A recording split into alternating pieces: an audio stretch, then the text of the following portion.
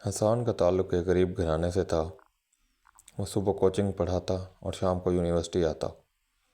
اس کی جیب میں اکثر بس کا کرایہ بھی مشکل سے ہوتا، مگر دل میں خواب بہت بڑے تھے۔ دوسری طرف مہرین ایک طاقتور اور امیر گھرانے کی اکلوتی بیٹی تھی۔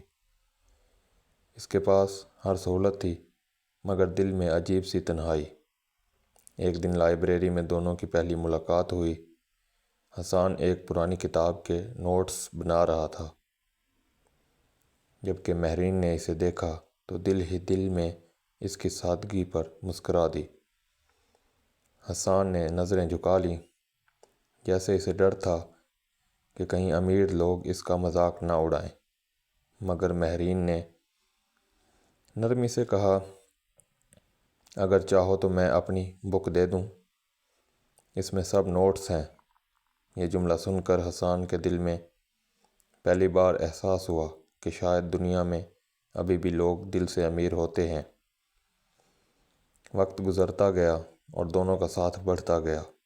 مہرین نے پہلی بار کسی کو اپنا راز بتایا کہ دولت کے باوجود وہ محبت کی بھوک میں ہے، اور حسان نے بتایا کہ اسے ڈر ہے کہ وہ کبھی اس کے قابل نہیں بن سکے گا۔ مہرین کے آنسو دیکھ کر حسان کا دل ٹوٹ گیا، مگر وہ خاموش رہا۔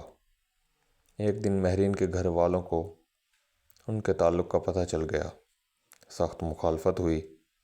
حسان نے خود پیچھے ہٹنے کا فیصلہ کیا، کیونکہ وہ نہیں چاہتا تھا کہ مہرین اس کی وجہ سے تکلیف برداشت کرے۔ مہرین رو کر بولی، محبت دولت سے نہیں، دل سے ہوتی ہے، اور میرا دل تمہارا ہے حسان۔ یہ سن کر حسان کی آنکھوں میں بھی آنسو آ گئے۔